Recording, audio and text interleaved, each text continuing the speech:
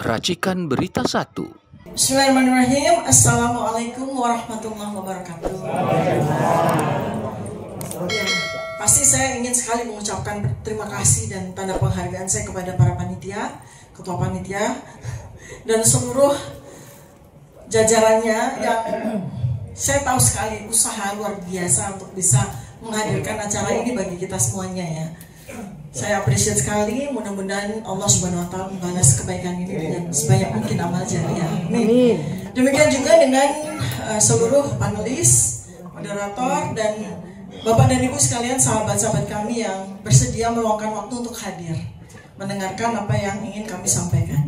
Jadi pertama kali adalah saya ingin menjawab, Bu ya, pertanyaan mengapa sih Pak Dr. Suryo, Dr. Rismon Syanipan dan saya membuat buku ini ya.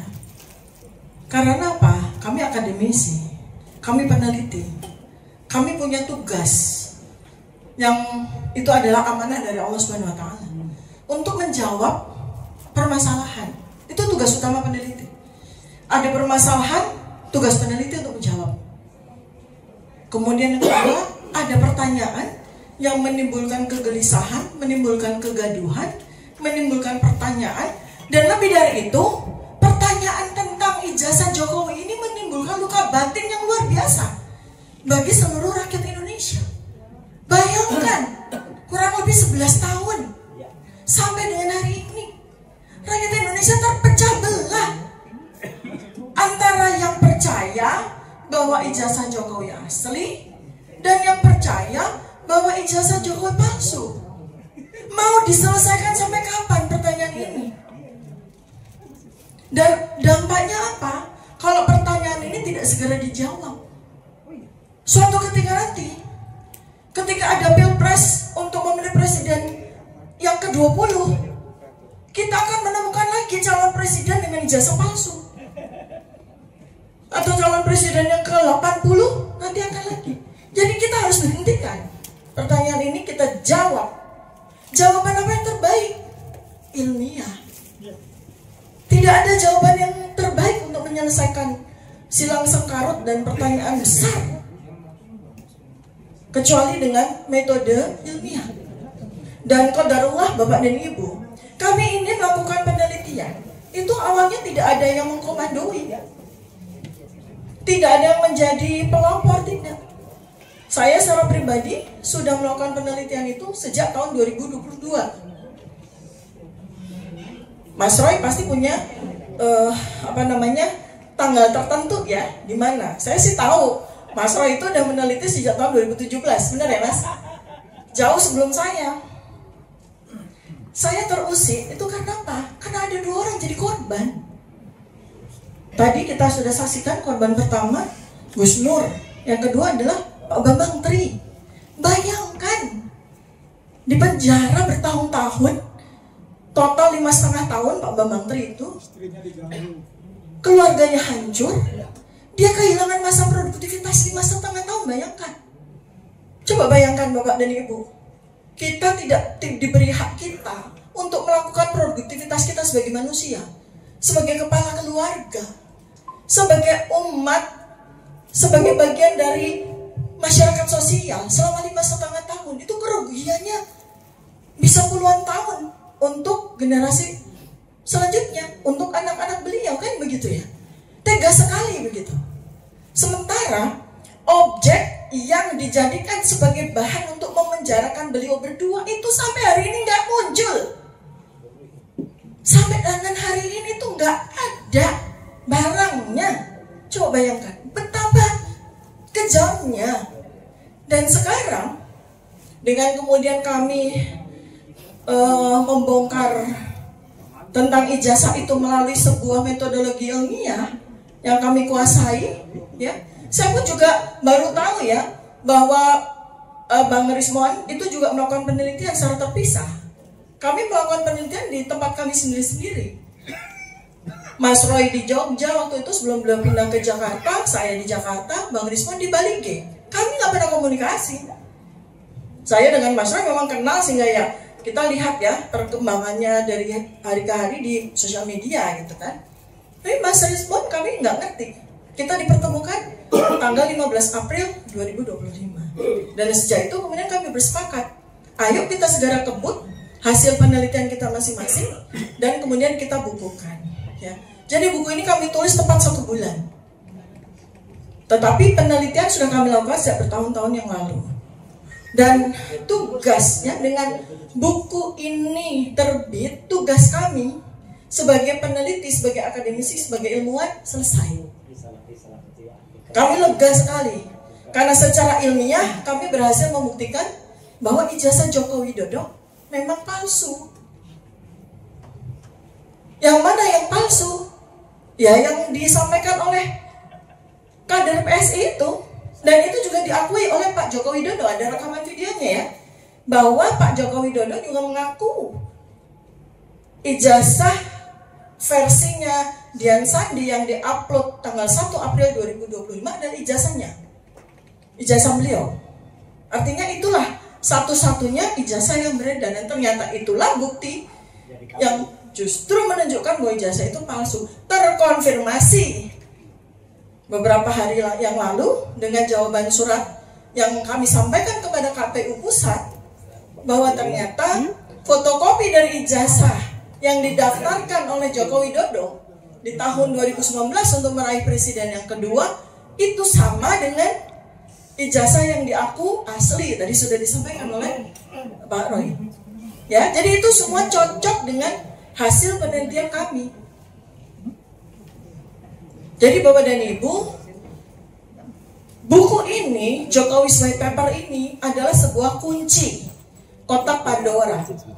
Ternyata terbukti bahwa setelah buku ini terbit, semua orang dari mana-mana itu mengeluarkan bukti-bukti satu demi satu. Bahkan ada 3 institusi yang sengaja maupun tidak, saya pikir mereka tuh sengaja, 3 institusi yang sangat penting membuka misteri dari ijazah ini. Gak main-main Bapak dan Ibu, 3 institusi nomor 1 itu Bareskrim sendiri. Di tanggal 22 Mei 2025 ketika melakukan konferensi pers tentang ijazah, baru di situ kita tahu bahwa Joko Widodo itu menempuh studi di Kehutanan UGM itu bukan dari sarjana, tapi dari sarjana muda. Kita tahu, baru tahu.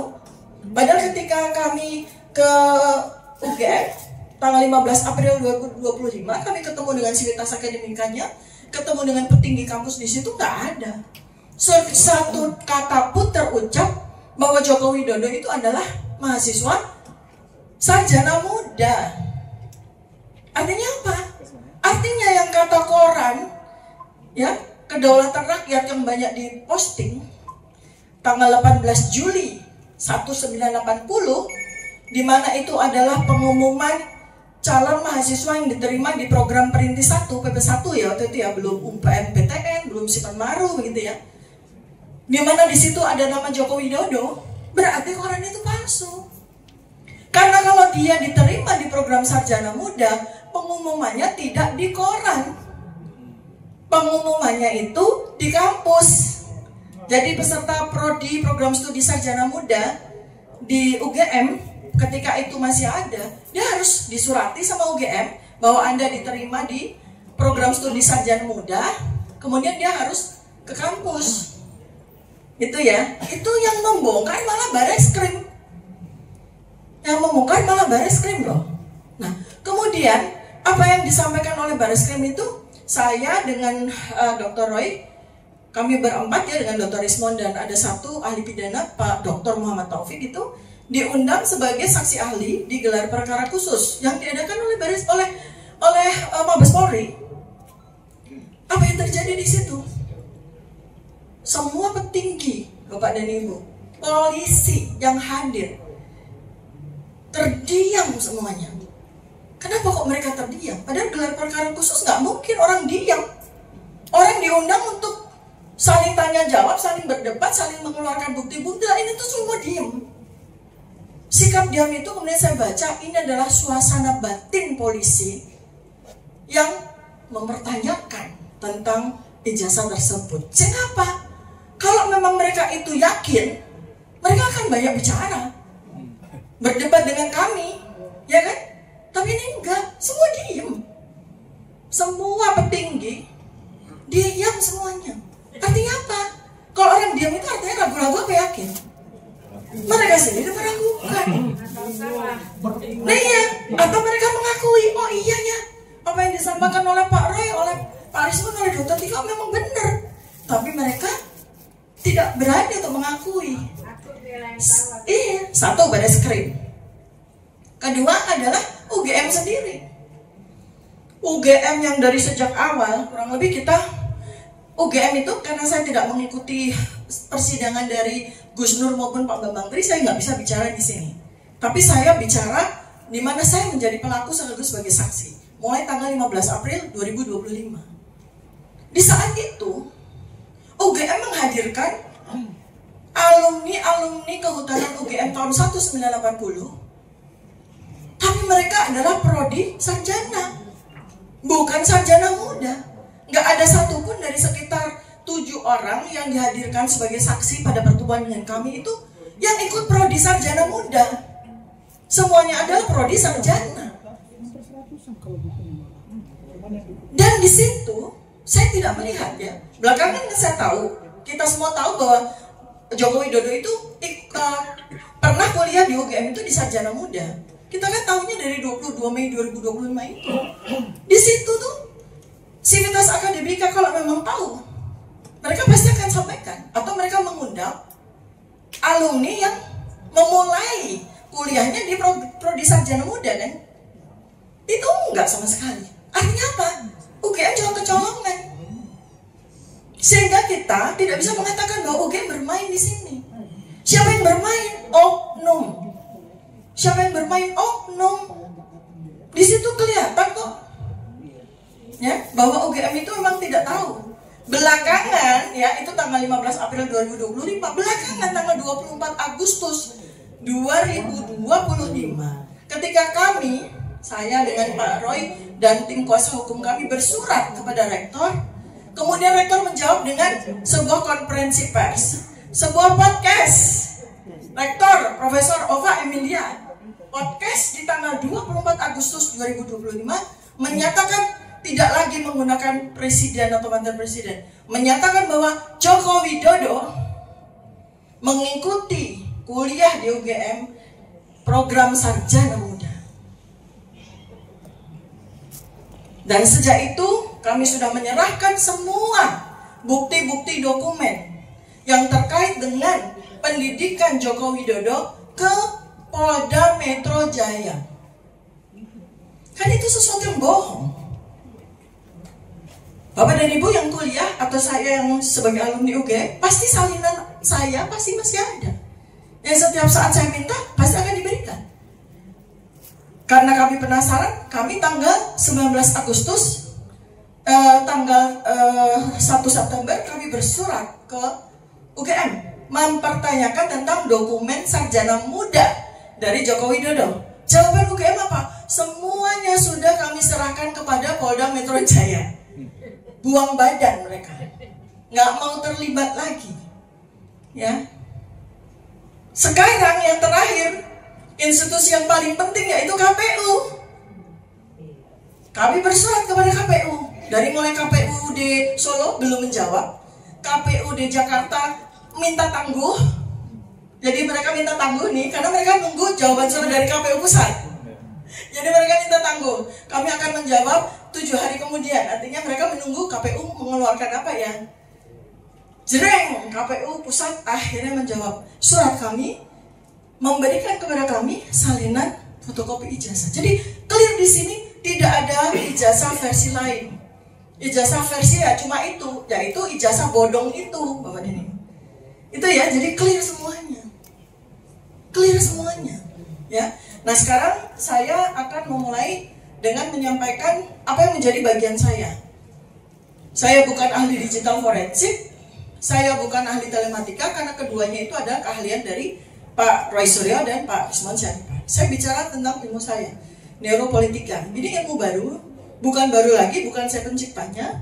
Saya menggunakan dan saya mengembangkan untuk bisa menjawab bagaimana otak manusia, ya, halaman 48, bagaimana otak manusia itu, ya, ini otaknya Pak Jokowi,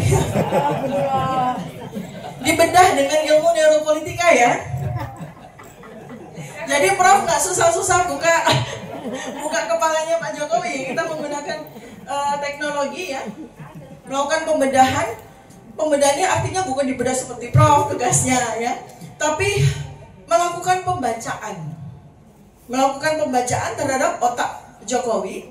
Dengan cara apa? Dengan cara kita mengcapture perilakunya yang saya dapatkan dari ratusan foto-foto. Kita capture perilakunya, kemudian ekspresi wajah, kemudian narasinya, ketika pidato, ketika bicara gitu ya. Nah itu semua kemudian kita lakukan analisis secara meta-analisis, metasintesis dari semua itu. Dengan teknologi Bapak dan Ibu, maka wajah seseorang adalah dokumen yang otentik. Wajah itu ternyata tidak bisa bohong. Wajah ya, lanjut deh. 544, coba kita lihat wajahnya Pak Jokowi. Oke. Lanjut. Di yang ada wajahnya Pak Jokowi. Bawa terus. Nih. Nah. Ini adalah capturing dari video ketika tanggal 25 Juli 2025 Pak Jokowi menerima sejumlah wartawan. Ya, ini saya capture. Ya. Nah, di situ kemudian saya lakukan analisis bagaimana perilakunya pada saat menyampaikan jawaban atas pertanyaan wartawan terkait dengan dosen pembimbing skripsi dan dosen pembimbing akademik. Bagaimana narasinya? Ya, dan itu terlihat dengan jelas bahwa dia tidak menyatakan apa adanya, alias bohong. Ya. Jadi pada video ini nanti di buku sudah saya buat linknya ya, sudah saya tulis linknya sehingga Bapak dan Ibu bisa klik. Artinya data saya otentik. Di situ pertanyaan dijawab dengan sebuah perilaku yang perhatikan baik-baik Bapak dan Ibu ya.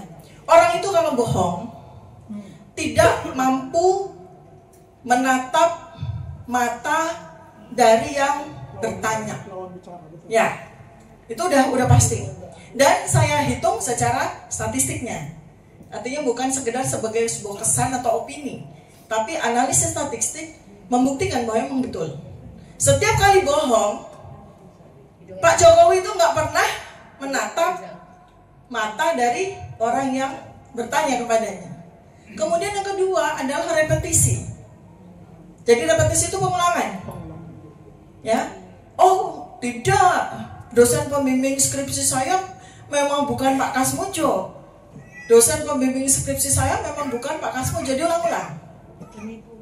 Ya, dosen pembimbing skripsi saya adalah Bapak Profesor Doktor Insinyur sambil merem. Karena ingat.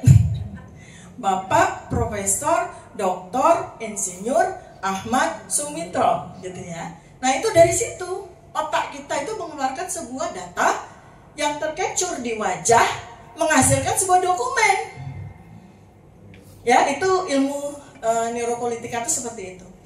Sehingga ini mesti hati-hati nih ketika masyarakat Indonesia mendapatkan ilmu ini di buku Jokowi's White Paper. Apa artinya? Ilmu kalau benar secara metodologis itu bisa dipakai berulang kali dan menghasilkan sebuah simpulan yang sama. Artinya apa? Dipakai oleh siapa? Oleh calon gubernur nanti.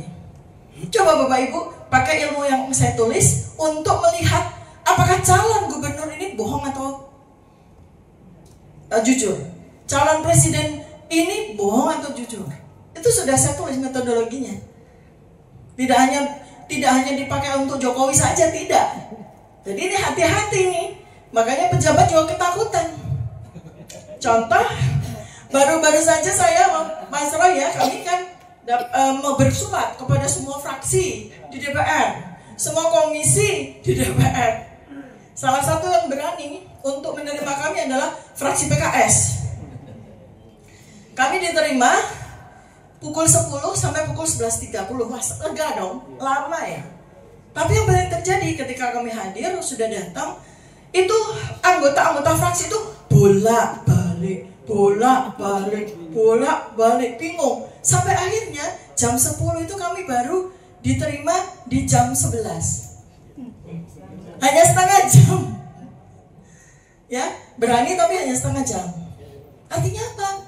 Mereka ketakutan. Karena ternyata ya, ini adalah sebuah informasi yang kami terima dari media. Ada media bisa di searching ya, 60% pejabat itu ijazahnya bodong. Bayangkan. Gimana mereka nggak takut menerima kita? Kita udah tahu nggak? Iya, gimana mereka nggak takut menerima kita kan? Ya, jadi sama. Dan kita sekarang nggak perlu harus cari tahu dokumen asli gimana. Kita cukup dengan ilmu neuropolitika itu cukup melihat wajah saja, cukup melihat ekspresinya saja, cukup melihat narasinya saja. Nah, terkait dengan narasi, di Pak Jokowi ini kan aneh ya, kita semua kan masyarakat akademis. Saya yakin Bapak dan Ibu kan pernah kuliah di mana? Di UGM, di USU, di mana? Setiap orang yang menjalani sebuah strata sekolah tertentu itu akan menghasilkan narasi yang sesuai. Misalnya begini, lulusan SD ini, mohon maaf ya, gak mungkin dia bicara seperti seorang sarjana. Demikian juga nih sebaliknya. Bagaimana seorang sarjana UGM ini ya, kebetulan kami mungkin Bapak dan Ibu ada yang lulusan UGM. Oh, tadi ada ya Bapak yang lulusan teknik elektro ya. Kita itu punya batas untuk nilai bahasa Inggris, TOEFL dan MKDO kita. Sehingga tidak mungkin seorang sarjana UGM itu ketika bicara bahasa Inggris tuh be walk the talk. Nggak mungkin. Tidak mungkin. Tidak cocok dengan nggak cocok, nggak mungkin. Jadi itu baru narasi. Lalu kemudian kemiskinan naratif ya. Nah, sekarang saya mau tunjukkan ya bagaimana sebuah ekspresi kemudian perilaku itu bisa kita kuantifikasi dan kita hitung secara statistik, menghasilkan sebuah 558D. Kita lihat ya. Terus. Ini ya. Nah, ini ya. Stop. Nih. Perhatikan ya dari sisi angkanya. Kemunculan narasi ini dari 2019 sampai 2025. Ya. 6 tahun. Pak Jokowi selalu mengatakan begini, saya kuliah di UGM. Udah, tanpa detail. Pernah nggak Pak Jokowi cerita gimana dia kuliah? Iya. Seperti apa kuliah? Teman-temannya gimana? Ya. Kita nggak cukup orang bicara saya kuliah di UGM terus kita percaya. Ya mohon maaf. Kalau Bapak Ibu percaya, Anda kurang update. Nggak mungkin seseorang yang pernah kuliah hanya bilang saya kuliah di UGM, nggak mungkin. Yang Teman sebangku. Kuliah teman sebangku. Ada kuliah teman sebangku. Terus yang paling lucu ya di dalam salah satu video, nanti kami akan sampaikan di buku yang kedua kami ya, bukan di sini karena ini halamannya udah 700 halaman. Kalau kami sampaikan semua hasil penelitian bisa 1000 halaman lebih. Makanya nih, jadi ada satu observasi saya, bagaimana klaim umum dari Pak Jokowi dari satu aja udah salah. Jadi ada sebuah video di mana beliau datang ke gedung pusat UGM, gedung pusat itu gedung rektorat ya. Terus di situ di capture mengatakan bahwa disinilah saya wisuda. Padahal kalau wisuda tahun 1985 bukan di gedung itu, di gedung Muda itu aja udah salah. Kemudian lanjut lagi, saya ketika kuliah sambil menunggu jam kuliah, saya nongkrongnya di sini. Memang betul, gedung pusat itu kan gedungnya tuh tua, kuno gitu, sejuk sehingga memang kita tuh sering belajar di situ. Kalau ujian tuh ramai sekali, mahasiswa belajar di situ. Tapi kalau dia mengatakan bahwa di sela kuliah dia nongkrong di situ, Itu sangat mustahil. Ya pasti telat. Orang fakultas kehutanan di sana, gedung pusat di sini, ya. Nah, seperti itulah narasi-narasi yang keliru ya.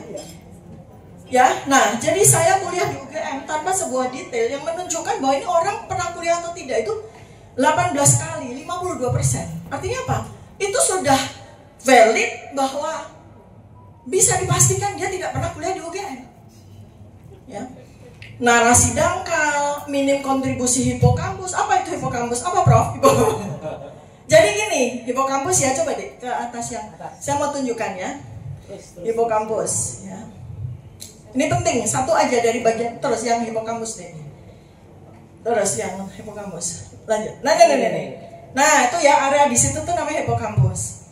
Jadi, Bapak dan Ibu, orang kalau mengingat sesuatu yang terjadi pada dirinya, pada kehidupannya 40 tahun yang lalu, ingatan itu tersimpannya di hipokampus, di bagian situ tuh. Bentuknya apa? Bentuknya film, bukan bentuk narasi. Bentuknya film. Jadi ketika kita direkall, gimana itu waktu masa kuliah? Yang kita ingat itu, wah, yang kita ingat itu pasti dekilnya teman-teman kita, bandelnya kita dulu, kita bolos, nitip absen, gitu-gitu loh. Itu yang akan, kenapa? Ketika kita ditanya KKN gitu ya, kita nggak jawab KKN saya di desa Ketoyan, ya desa Ketoyan, kecamatan mana, Wonosegoro, Kabupaten, enggak. Saya dulu KKN tuh, kalau saya karena dokter ya, saya bikin sunatan massal. Nah kayak gitu, anaknya saya apa namanya, anaknya kabur mau disunat, ceritanya begitu. Tapi ketika saya ditanya kuliah KKN Dr. Tifa di mana? Bentar. Saya tuh di Magelang, tapi saya lupa persisnya di mana gitu. Malah nggak ingat. Tapi yang saya ingat ya itu betapa serunya waktu KKN. Yang ditanya ketika Jokowi membuktikan bahwa dia pernah KKN, yang dia saya KKN di desa Utoyan, kecamatan Wonosegoro, Kabupaten Boyolali. Yang dia ingat itu adalah ingatan yang ada di prefrontal cortex, ingatan yang dipelajari, dia hafal. Jadi dia nggak ada recall di memori di hipokampus bagaimana dia KKN sesungguhnya. Nah yang kemudian terbukti pada pernyataan Barreskrim tentang KKN keliru dengan apa yang disampaikan oleh Jokowi Widodo sendiri. Barreskrim di 22 Mei 2025 mengatakan KKN-nya Jokowi tahun 1983. Tapi ketika Jokowi Widodo ditanya, saya KKN awal tahun 1985. Masa mana ada orang KKN 2 kali ya? Nah, itu contohnya ya, bahwa hipokampus ya, sebuah tempat di mana memori kita tentang masa lalu kita itu disimpan sebagai sebuah film, bukan sebagai sebuah kata-kata, narasi. Ya, itu adalah di mana otak itu adalah sebuah dokumen yang otentik, nggak bisa bohong. Ya. Kemudian yang terakhir yang ingin saya sampaikan, ya, jadi banyak temu yang mengatakan ini buku sampah, ya. Ini buku nggak valid. Kenapa? Karena nggak ada komparasinya. Metodologi tidak selalu membutuhkan komparasi. Apalagi ini kasus satu-satunya di dunia. Bahkan mungkin di dunia. Dari 8 presiden ini satu-satunya presiden yang seantik ini loh, seunik ini dan senyebelin ini. Nah itu dia. Jadi kita nggak mungkin ada komparasinya. Ada memang beberapa presiden, perdana menteri di dunia itu memasukkan ijazah doktor. Kalau mau dikomparasi, ada beberapa kasus. Terus terjadinya apa ya? Mereka dipecat. Bahkan ada yang dipenjarakan. Nah kalau mau dikompar, ya berarti nanti Pak Jokowi ya dipenjarakan. Iya, harus. Iya kan, komparasinya kan gitu. Ini adalah sebuah studi kasus. Pertama kali, mudah-mudahan satu-satunya. Jangan sampai ada 2 kali. Maka kami berani untuk menuliskan buku ini dengan Jokowi. Di dalamnya Bapak Ibu di 700 halaman, ratusan kali kami menyebutkan Jokowi Dodo, Jokowi Dodo. Itu tanda apa? Kami berani mempertanggungjawabkan hasil penelitian ilmiah kami. Kami tidak menggunakan inisial JKW, menggunakan enggak. Kami sebut Jokowi Dodo karena memang subjek penelitian kami adalah Jokowi Dodo. Apakah itu ada konsekuensi hukumnya? We don't care. We don't care. Kenapa Bapak Ibu? Pesan saya ya, ribuan tahun ilmuwan, 2500 tahun yang lalu, ada seorang filsuf ilmuwan yang dipaksa menenggak racun ketika dia menyampaikan temuan ilmiahnya. Namanya Socrates. Sekian ribu tahun kemudian, sekian ratus tahun kemudian ada Galileo Galilei dan dihukum gantung. Ada Cicero, ya, yang disuruh mengiris nadinya sendiri karena menyampaikan kebenaran. Itulah ilmuwan.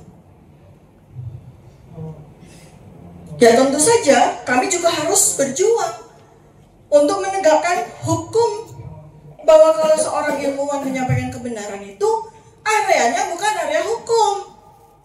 Kalau memang kami mau dibantah, bantahlah dengan ilmu, bantahlah dengan penelitian yang lain. Jangan bantah dengan narasi, apalagi narasinya termul.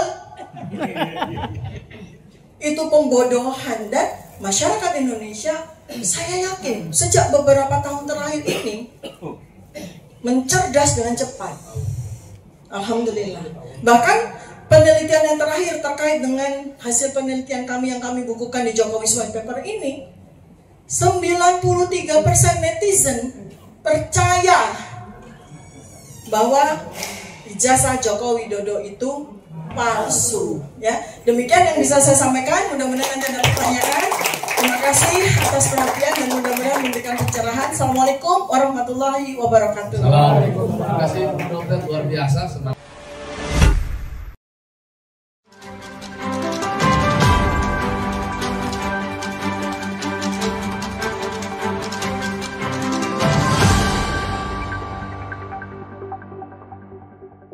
Racikan Berita 1.